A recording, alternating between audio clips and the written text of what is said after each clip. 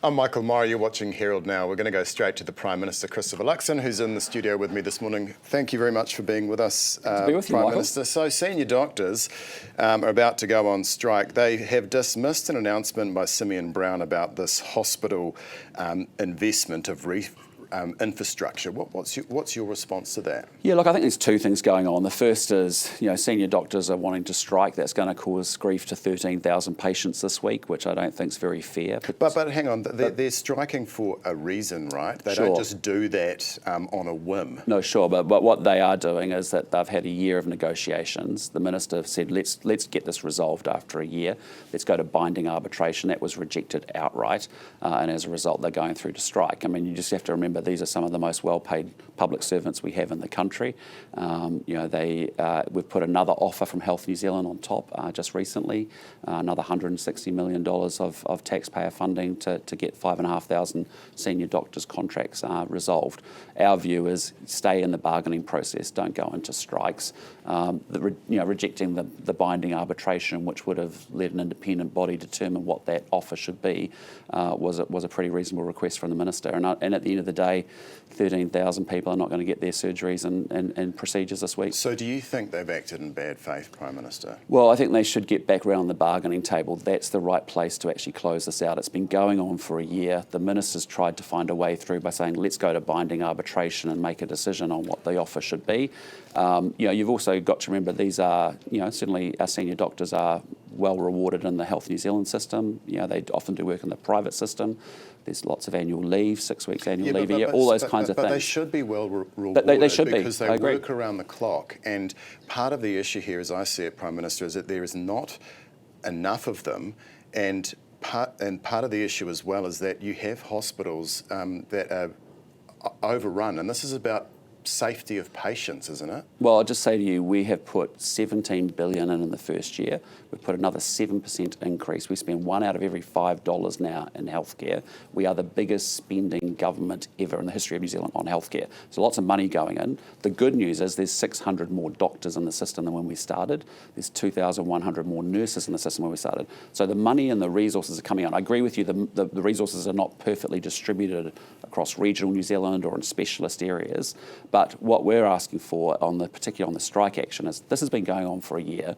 They've rejected binding arbitration. They rejected the latest offer that was, just in the last weeks from the Health New Zealand, and they've got to get it resolved. But that signals to me that they're desperate. That this is a last resort. I mean, no doctor wants to go and stop work and put patients or delay things. Well, I'd hope so. Then get back around the bargaining table and continue the conversation as you do with union negotiations rather than just going straight into a strike. There's 13,000 people that are going to have their procedures disrupted this week. That's not fair. Do you think the public of New Zealand supports your line of thinking that they're being unfair, or backs the doctors who are saying we are fed up? I think the public of New Zealand know that this is a government that's working hard to cut down wait lists, and actually people who need planned procedures deserve to get them. And when you've got 13,000 people and you think about all the pain, the suffering, all the hope that they had in getting their issues resolved this week being disrupted because that union does not want to go to binding arbitration, because that union does not want to stick at the bargaining table, that's not good enough. Okay, just on the economy and GDP, we had the official figures out and we know that they were much worse than some economists expected. So do you accept some responsibility for the state of the economy right now? Well, my job is to fix the economy. That's why I was elected. That is job number one, is to get the economy growing again. We had good growth in the 6 months before Q2. On the second day of that second quarter, we had the Trump tariffs announced. That causes huge amounts of uncertainty, and as a result, that means that investors and people actually stop spending and they stop investing. And you've seen that with a loss of what's called confidence and sentiment in that second quarter. Is it fair, though, to just blame everything on the tariffs? Well, we're not, because we're doing everything we can. We've delivered good spending control, which has led to lower inflation, lower interest rates, and we've given tax relief to New Zealanders. We've got our primary industries having record years, which is fantastic for our exporters. Great if you're in the South Island, Bay of Plenty, rural communities. Have there been any We've got some challenges. Have there been any missteps, do you think, in your leadership or by your Well, I think we've got the right economic plan. I mean, we've inherited a situation with the biggest recession for 35 years, the longest COVID hangover of any of the Western economies, and we're dealing with a difficult global trading environment. Having said all of that, we're now growing again this quarter. We're projected to strengthen before Christmas again. We have a huge number of New Zealanders about to refinance their mortgages within the next 6 months. That will give them a lot more injection of cash into their back pockets. So I think we're doing all the right things, and we're still looking for things like major events funds where we can accelerate it, accelerating infrastructure projects to get construction and building moving again. So we're doing everything we can, pulling all the levers to make sure that we are maximising growth and creating the conditions for growth to take forward. Do you feel at times, Prime Minister, like there's so much going on, and you've got the doctors walking off, you've got teachers who are striking. The economy is still not in great shape. Do you feel under pressure at times? No, look, I know I was appointed and elected to go do a turnaround job. That's why I came to politics 4 years ago, because what we were doing was not sustainable. You can't do more taxing, more borrowing, more spending. You have to get the house in order. I've done a lot of turnaround jobs in my life, and this is the biggest one for sure. Is getting the house in order harder than you anticipated? Well, no, I knew it would be very difficult, knew it would be very tough, given what our inheritance was. We now own that, and our job is to fix it. And that's what we've been very focused on from day one. I've said, always rebuild the economy, get it growing, restore law and order, deliver better health and better education.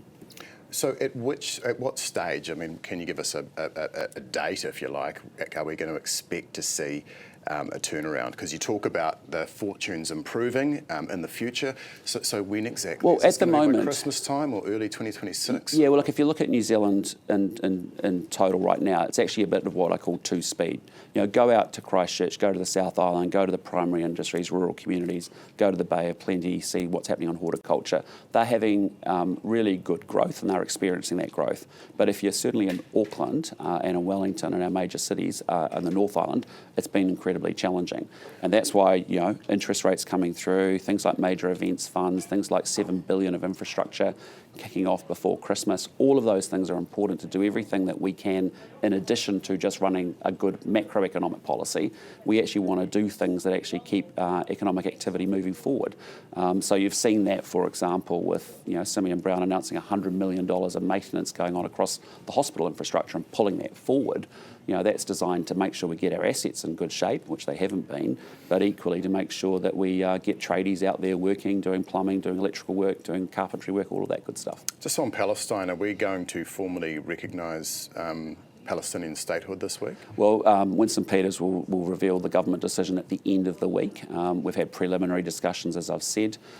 We've got ongoing monitoring of what's happening in the Middle East over the course of this week. And have we been a bit slow for your liking, though, Prime Minister? No, not at all. It's not a race at all. Some of our friends have decided to recognise now. Others have decided not to do that. But Helen Clark's been quite critical of her disappointment and us not being sort of a trailblazer in this area. Why haven't we just got Well, I just say I don't... we support the two-state solution, don't we? So why haven't we got behind... Oh, we do. Yeah, so why haven't we got behind this and said, look, is this because of issues within Cabinet? No, not at all. No, this is about, we've always said when, not if. We've been a long-standing position since 1947 with the formation of Israel that we think a Palestinian state and an Israeli state living side by side is exactly what we need to see. Countries are making their own determinations as to whether recognition now or later is appropriate, and we'll work our way through our own position on that. But the bigger issue, Michael, frankly, is what's happening in the Middle East. Hamas needs to release hostages. Israel needs to stop military action. We need to get to a ceasefire, and we need peace in the region.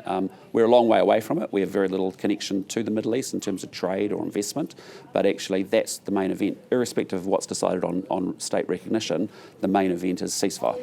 Just quickly, Tom Phillips inquiry. You signalled a week or so ago about an all-of-government inquiry into what went on there. Have the terms of reference been worked out for that? No, I'm still taking advice on what's the right type of inquiry to make sure that I can, that I want to, there's a number of very reasonable questions that have been asked over the last couple of weeks. It's important that we get a construct for an inquiry that actually can talk about the government actions and agencies and their actions over the last 4 years. And so who would you like to see overseeing such an inquiry? Again, ex-lawyer under different law, there's different range of inquiries that you can do, and it's just making sure we find the appropriate one that actually deals with the situation, some of the sensitivities around it. Prime Minister Christopher Luxon, thank you very much for joining us this morning on Herald NOW. Good to be with you.